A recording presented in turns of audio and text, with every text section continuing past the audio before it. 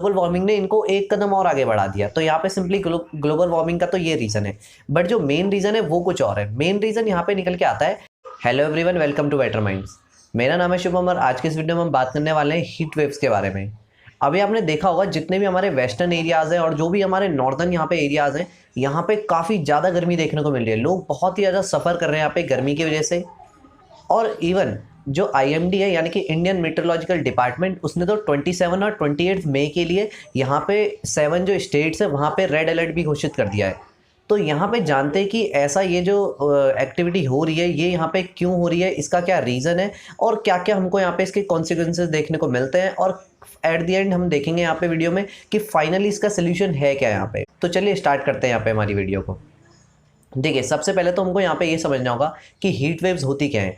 अब देखिए, heat waves क्या होती है, नॉर्मल जो लैंग्वेज में जिसको हम कहते हैं कि लू चल रही है नॉर्मली, तो वही एक्चुअली क्या होती है, हमारी हीट वेव्स होती है। वैसे तो हीट वेव्स बहुत डिफरेंट काइंड की होती है, लेकिन हम नॉर्मली क्या करते हैं, जितनी भी हमारी हीट वेव्स जितनी भी टाइप्स की होती है उनको हम क्या बोलते हैं, यहाँ पे लू बोलते थे सिंपल अपनी कॉमन लैंग्वेज में। अब देखिए, हीट वेव्स की अगर मैं नॉर्मल डेफिनेशन की बात करूँ तो हीट वेव्स एक्चुअली क्या होती है कि जब भी आपका नॉर्मल टेम्परेचर, जो आपका एक दिन का नॉर्मल टेम्परेचर जो होता है, अगर उससे ज़्यादा टेम्परेचर हो जाता है कभी भी हमारे दिन का और हवाएं चलने लगती है, तो उसको हम सिंपली क्या बोलते हैं, हीट वेव्स कहते हैं। यानी कि गर्म हवा चल रही है एक तरीके से, तो सिंपल इसका मीनिंग हो गया गर्म हवा चलना। अब मैं यहाँ पे बात करता हूँ इसकी टेक्निकल डेफिनेशन की। अब देखिए, टेक्निकल डेफिनेशन भी यहाँ पे क्या होती है, हमारी दो टाइप्स की होती है। एक तो दी जाती है हमारा वर्ल्ड मीटरोलॉजिकल ऑर्गेनाइजेशन जो है उसने दे रखी है। तो पहले मैं वर्ल्ड मीटरोलॉजिकल ऑर्गेनाइजेशन की डेफिनेशन आपको बताता हूँ। अब सबसे पहले बात करते हैं यहाँ पे वर्ल्ड मीटरोलॉजिकल ऑर्गेनाइजेशन की डेफिनेशन की।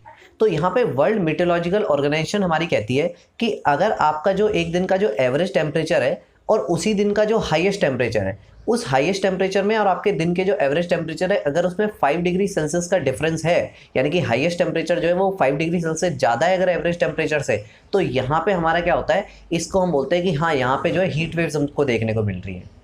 अब देखिए, यहाँ पे सिंपली क्या होता है, वैसे तो ये तो है वर्ल्ड मीटरोलॉजिकल ऑर्गेनाइजेशन की डेफिनेशन, लेकिन हर कंट्री ने क्या कर रखा है, क्योंकि कंट्री बाई कंट्री क्या होता है, ज्योग्राफिकल वेरिएशन बहुत ज़्यादा है हमारे यहाँ पे पूरे वर्ल्ड में। तो इसी वजह से क्या होता है, कंट्री बाई कंट्री के जो जितने भी हमारे मीटरोलॉजिकल डिपार्टमेंट्स हैं उन्होंने भी क्या कर रखा है, अपनी अलग अलग डेफिनेशन दे रखी है। अब मैं बात करूंगा यहाँ पे इंडियन मेट्रोलॉजिकल डिपार्टमेंट यानी कि आईएमडी के नाम से जिसको हम जानते हैं उसके बारे में। तो आईएमडी ने देखिए सिंपली यहाँ पे क्या डेफिनेशन उनको दे रखी है कि देखिए, प्लेन्स के लिए अलग डेफिनेशन है और जो हिली रीजन है उसके लिए अलग डेफिनेशन है। तो यहाँ पे प्लेन्स के लिए देखिए क्या डेफिनेशन है कि जो प्लेन एरियाज होंगे उनमें अगर काफ़ी दिन तक 40 डिग्री सेल्सियस अगर टेम्परेचर रहता है, तो वहाँ पे हम क्या बोलेंगे कि यहाँ पे हमको हीट वेव्स देखने को मिल रही है। नेक्स्ट पे बात करता हूँ यहाँ पे हिली रीजन की। अब ऑब्वियसली बात है, हिली रीजन थोड़े से ठंडे होते हैं, तो यहाँ पे अगर 30 डिग्री सेल्सियस जो टेम्परेचर है वो काफ़ी ज़्यादा दिनों तक हमको देखने को मिलता है, तो यहाँ पे मैं उन्हें कहूँगा कि वहाँ पे हीट वेव्स हमको देखने को मिल रही है। अब यहाँ पे काफ़ी सारे एरियाज ऐसे भी हैं जिनके लिए 40 डिग्री सेल्सियस टेम्परेचर तो बहुत ही ज़्यादा कॉमन हो रखा है, वो तो नॉर्मली 35 to 40 में वो वैसे भी रहते हैं, तो उनके लिए तो फिर इस वजह से फिर तो हमको हमेशा हीट वेव बोलनी पड़ेगी। तो ऐसा नहीं है। देखिए, यहाँ पे भी एक और आगे डेफिनेशन हमारी क्या है कि 40 डिग्री सेल्सियस से अगर जो भी 40 डिग्री सेल्सियस भी नहीं, जिस जगह का जो भी एक नॉर्मल टेम्परेचर है, अगर उस टेम्परेचर से 5 to 6 डिग्री तक का अगर वेरिएशन आता है, हाईएस्ट टेम्परेचर रहता है 5 to 6 डिग्री कॉन्जिक्यूटिवली 5 डेज या उससे ज़्यादा दिनों के लिए, तो हम यहाँ पे बोलेंगे कि यहाँ पे हीट वेव्स आ गई है। और अगर यहाँ पे 6 डिग्री से ऊपर का टेम्परेचर रहता है, मान लीजिए किसी जगह का टेम्परेचर 40 डिग्री सेल्सियस नॉर्मली था और वहाँ पे अभी टेम्परेचर जाने लग रहा है 46 या 47 डिग्री सेल्सियस, तो यहाँ पे उसको घोषित कर दिया जाता है सीवियर हीट वेव्स। ठीक है, तो यहाँ पे सीवियर हीट वेव्स उनको बोला जाता है, क्योंकि यहाँ पे अभी जो हीट वेव्स है इसका मतलब है बहुत ही ज़्यादा हो चुके हैं, बहुत ही ज़्यादा गर्मी देखने को मिल रही है। और वही अभी हमारा हुआ है यहाँ पे, जितने भी मैं 7 स्टेट्स की बात कर रहा हूँ उनमें यहाँ पे इसी वजह से क्या किया गया है, रेड अलर्ट यहाँ पे घोषित कर दिया गया है। अब हम यहाँ पे जानते हैं कि ये जो हीट वेव्स आ रही हैं इनका यहाँ पे रीज़न क्या है। तो देखिए, यहाँ पे इनके बेसिकली यहाँ पे 2 रीजन्स हैं।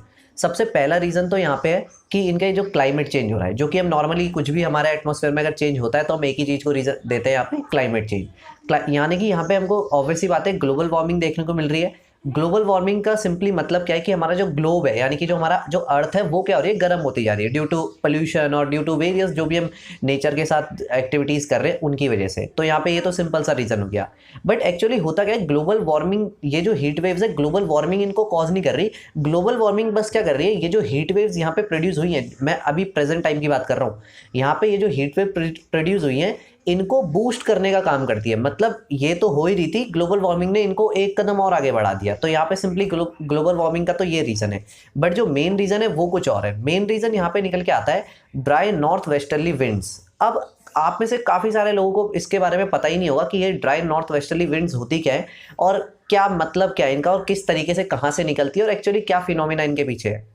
तो देखिए, इसके लिए सबसे पहले आपको यहाँ पे जो है देखना पड़ेगा कि जो भी हमारे जो वर्ल्ड है उसकी क्या ज्योग्राफिकल लोकेशन है, कैसे वो कहाँ पे क्या चीज़ होती है उसके, और फिर उसमें भी जो हमारा इंडिया है, जो हमारी कंट्री है, वो कहाँ पे सिचुएटेड है। तो चलिए चलते हैं यहाँ पे सबसे पहले मैप की तरफ पे और यहाँ पे देखते हैं कि कहाँ पे हमारी क्या चीज़ सिचुएटेड है। देखिए, ये है यहाँ पे हमारा सबसे पहले तो वर्ल्ड का मैप। अब इसमें जो ये अपर वाला रीजन है इसको हम बोलते हैं नॉर्दर्न हेमिस्फेयर, और जो ये लोअर वाला जो रीजन है इसको हम बोलते हैं साउदर्न हेमिस्फेयर। अब यहाँ पे देखिए, आपको यहाँ पे एक डॉटेड लाइन दिख रही होगी बीच से जाती हुई, यहाँ पे इसको हम कहते हैं ट्रॉपिक ऑफ कैंसर। ये जो डॉटेड लाइन है जिसको मैंने ट्रॉपिक ऑफ कैंसर बोला है, ये आपको दिख रहा होगा यहाँ पे इंडिया से भी पास होते हुए जा रही है, और इंडिया से यहाँ पे गुजरात, राजस्थान, इन वाले एरिया से पास होती हुई जा रही है। अब आपको यहाँ पे एक और चीज़ को जानने की ज़रूरत है जिसको कि हम कहते हैं इक्वेटर। इक्वेटर, ये जो हमारा पूरा का पूरा यहाँ पे ग्लोब है, इसको बिल्कुल यहाँ पे बीचों बीच में है। यहाँ पे ये आपको जो लाइन है, ये पूरी की पूरी जो लाइन है, ये हमारा यहाँ पे इक्वेटर है।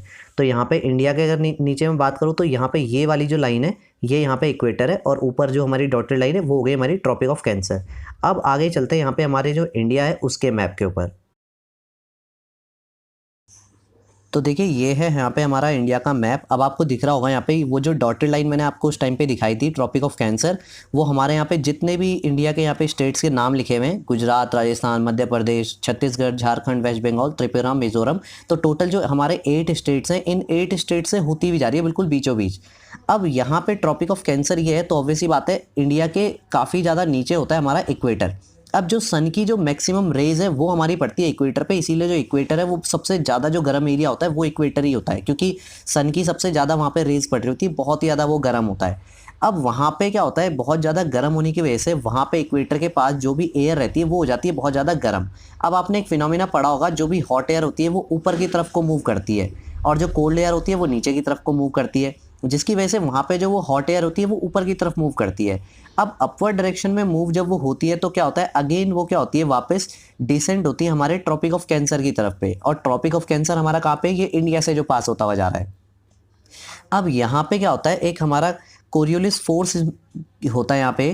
तो कोरियोलिस फोर्स की वजह से क्या होता है, नॉर्दर्न हेमिस्फीयर में ये जो भी हमारी ये एयर रहती है, तो ये एयर क्या होती है, एंटी क्लॉकवाइज डायरेक्शन में ऐसे करके यहाँ पे ये नीचे की तरफ पे ऐसे घूमने लग जाती है, नीचे की तरफ को आती है। अब ये यहाँ पे नीचे की तरफ को आ रही होती है तो इनको हम यहाँ पे कहते हैं ट्रेड विंड। तो इनका यहाँ पे नाम दे रखा है, अलग अलग विंड के जैसे नाम दे रखे होते हैं हमने। तो वहाँ पे जब ये नीचे की तरफ आती है ट्रॉपिक ऑफ कैंसर से, तो उसका नाम तो हमने दे रखा होता है यहाँ पे हमने ट्रेड विंड। अब एक्चुअली होता क्या है, ट्रॉपिक ऑफ कैंसर से ये नीचे की तरफ आ रही होती हैं। अब यहाँ पे क्या होता है, जब ट्रॉपिक ऑफ कैंसर के जो ऊपर वाला एरिया है, तो फिर वहाँ पे जब एयर सारी की सारी नीचे मूव करेगी तो वहाँ पे ट्रॉपिक ऑफ कैंसर के ऊपर वाले पार्ट में जो हमारा यहाँ पे जो प्रेशर है वो हो जाता है यहाँ पे कम, यानी कि ये जो मेरा नॉर्दर्न वाला जो पार्ट है ऊपर का, वहाँ पे एरिया हो जाएगा हमारा कम, सॉरी यहाँ पे हमारा जो प्रेशर है वो हो जाएगा हमारा कम। अब उसके बाद क्या होता है, ये जो ट्रेड विंड जो कि मैंने बोला ना आपको यहाँ पे ट्रॉपिक ऑफ कैंसर से नीचे की तरफ को आ रही थी, ये हमारा सडनली क्या करती है, यहाँ पे ऊपर की तरफ यहाँ पे मूव करने लगती है इस तरफ को। तो यहाँ पे इस तरफ को मूव करने की वजह से क्या होता है, देखिए यहाँ पे इनको क्या करना था, यहाँ पे नीचे की तरफ जाना था, और यहाँ पे जो मैं बता रहा हूँ ये यहाँ पे होता है हमारा अरेबियन सी। तो इन ट्रेड विंड को यहाँ पे अरेबियन सी के पास जाना था। अब अरेबियन सी के पास अगर ये जाती तो वहाँ पे ऑब्वियसली बात है, वहाँ पे वाटर था, सी में वाटर है, तो वाटर क्या करेगा इनको, यहाँ पे जो ये ड्राई विंड थी, जो इतनी ये गर्म हवाएं थी, इनको वो थोड़ा सा ठंडा कर देता, जिसकी वजह से इतनी गर्मी नहीं होती। लेकिन वो अरेबियन सी में नहीं जा पाई हमारा, वो डायरेक्टली क्या हो गई वहाँ से, क्योंकि एंटी क्लॉकवाइज कोरियोलिस फोर्स की वजह से, घूमने की वजह से क्या हुआ, वो एंटी क्लॉकवाइज घूम गई और वापस हमारा ऊपर की तरफ चली गई। और इस वजह से क्या होता है, जितने भी हमारे ट्रॉपिक ऑफ कैंसर से जितने भी ऊपर वाला जो पार्ट है हमारा, जितना भी ऊपर का एरिया आपको दिख रहा है यहाँ पे, वो सारा का सारा क्या होता है, वहाँ पे उन लोगों को गर्मी फेस करनी पड़ती है। और यहाँ पे यही जो हमारी होती है, इन्हीं को हम क्या कहते हैं, यहाँ पे हीट वेव्स कहते हैं। तो यही हमारी क्या है, ड्राई विंड। तो जो मैंने आपको यहाँ पे बोला था ड्राई नॉर्थ वेस्टर्ली विंड्स, क्योंकि आपको दिख रहा होगा यहाँ पे ये नॉर्थ वेस्टर्न जो एरिया है वहाँ से आ रही हैं घूम के, एंटी क्लॉकवाइज घूम के, तो इसीलिए इनको हम क्या बोलते हैं, ड्राई नॉर्थ वेस्टर्ली विंड। तो ये आपको जो वर्ड है ड्राई नॉर्थ वेस्टर्ली विंड, ये काफ़ी ज़्यादा आपको न्यूज़ में भी देखने को मिलेगा कि इस वजह से यहाँ पे गर्मी हो रही है। होगा अपनी लाइफ में हम देखते ही रहते हैं कि इतनी प्रॉब्लम आती है हमको गर्मी की वजह से, लेकिन मेन जो यहाँ पे प्रॉब्लम जो हमको फेस करने को मिलती है, मैं उनकी यहाँ पे बात करता हूँ। सबसे पहला तो हो गया हमको डिहाइड्रेशन। तो बॉडी डिहाइड्रेट हो जाती है, बॉडी में पानी की कमी हो जाती है, जिसकी वजह से काफ़ी सारे लोग चक्कर खा के गिर जाते हैं। और आपने काफ़ी बार न्यूज़ में गर्मियों में ये भी देखा होगा कि बहुत बार न्यूज़ में आता है कि इस जगह में, यहाँ पे इस पर्टिकुलर एरिया में क्या हो गया, गर्मी से इतने लोगों की मौत हो गई और ये सब। तो यहाँ पे ये वाली जो चीज़ है, और हमको लगता है कि यार गर्मी की वजह से कैसे किसी की मौत हो सकती है। तो यहाँ पे ये वाली वो चीज़ें हैं जिनकी वजह से क्या होता है, काफ़ी सारे लोगों की यहाँ पे डेथ भी हो जाती है, काफ़ी सारे लोगों को हाइपरथर्मिया हो जाता है, यहाँ पे बहुत सारी डिजीज़, सनबर्न हो जाता है, बहुत सारी यहाँ पे वेरियस डिजीज़ है जो उनको फेस करने को मिलती है प्रॉब्लम्स। और इवन ह्यूमन बींग्स को तो प्रॉब्लम होती है। चलो हम लोग तो क्या करेंगे, घर के अंदर रह लेंगे, फैन चला लिया, एसी में रह लेंगे, या बहुत सारे हमारे पास ऑप्शंस हैं। लेकिन जितने भी हमारे बाहर जो एनिमल्स हैं, बर्ड्स हैं जितनी भी, उनको बहुत ज़्यादा यहाँ पे प्रॉब्लम फेस करने को मिलती है। उनको तो यहाँ पे प्रॉपरली क्योंकि पानी भी नहीं मिल पाता, तो उनकी बॉडी तो बहुत ज़्यादा यहाँ पे डिहाइड्रेट हो जाती है। तो यहाँ पे बर्ड्स के लिए तो बहुत ज़्यादा प्रॉब्लम है। काफ़ी सारी जो बर्ड्स हैं उनकी यहाँ पे डेथ हमको देखने को मिलती है इस टाइम पे। तो इसी वजह से यहाँ पे क्या किया गया, रेड अलर्ट घोषित किया गया, ताकि और सबको एडवाइस दी गई है कि सब अपने प्रॉपर जो भी मेजर्स हैं, जितने भी घर के अंदर हैं, बहुत ही कम से कम घर के बाहर निकले, फालतू ना घूमे, और इस तरीके की बहुत सारे यहाँ पे जो सेफ्टी मेजर्स फॉलो करने को यहाँ पे जो IMD है, इंडियन मेट्रोलॉजिकल डिपार्टमेंट, उसने यहाँ पे बोला है लोगों को। अब देखिए आपके माइंड में यहाँ पे एक क्वेश्चन आ रहा होगा कि सर आपने यहाँ पे प्रॉब्लम तो बता दी कि यहाँ पे प्रॉब्लम ये हमको देखने को मिल रही है, लेकिन अभी आपने वीडियो की स्टार्टिंग में बोला था कि सोल्यूशन भी बताएंगे, तो इसका सोल्यूशन तो बता दो।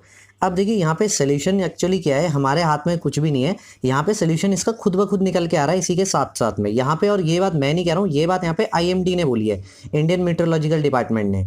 तो देखिए यहाँ पे सोल्यूशन इसका ये है कि देखिए अभी मैंने क्या बताया था कि यहाँ पे जो भी ये अपर वाला ये वाला जो रीजन है, ठीक है, यहाँ पे जितना भी नॉर्थ वेस्ट और जो ये हमारा जितना भी ये नॉर्थ रीजन है, यहाँ पे क्या हो रहा है, low pressure area, low pressure का जो रीजन है वो क्रिएट हो गया है। अब यहाँ पे लो प्रेशर रीजन क्रिएट होने की वजह से क्या हो गया, ये क्या करेगा, मॉनसून जो होते हैं उनको इन्वाइट करेगा। अब यहाँ हमारा जो ये साउथ वेस्ट जो एरिया है, यहाँ पे साउथ वेस्ट जो एरिया है वहाँ से हमारे क्या होंगे, ये मॉनसून को इनवाइट करेगा।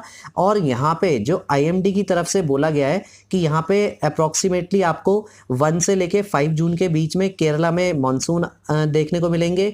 और लगभग हमारा जो 20th जो जून रहेगा वहाँ पे हमारा जो मॉनसून है वो मुंबई तक आ जाएंगे। और धीरे धीरे करके जितना भी हमारा अपर वाला जो रीजन है इंडिया का, वहाँ पे भी हमको बाद में उसके बाद यहाँ पे जुलाई तक हमको मॉनसून देखने को मिल जाएंगे। तो यहाँ पे ये है इसका एक्चुअल में जो है ये इसका फाइनल सोल्यूशन था। So this is the end of this video. I hope कि आपको ये जो वीडियो है ये काफ़ी ज़्यादा नॉलेजेबल लगा होगा और आपको यहाँ पे काफ़ी कुछ जानने को मिला होगा इस वीडियो में। अगर आपको इस वीडियो से रिलेटेड कोई भी डाउट या फिर हमारे चैनल से रिलेटेड कोई भी सजेशन है तो उसको कमेंट सेक्शन में जरूर लिखिएगा। मैं आपके डाउट्स का रिप्लाई और आपके सजेशंस को इंप्लीमेंट करने की अपनी नेक्स्ट वीडियो में यहाँ पे पूरी कोशिश करूंगा। तो चलिए मिलते हैं फिर नेक्स्ट वीडियो में। मेरा नाम है Shubham and thanks for watching.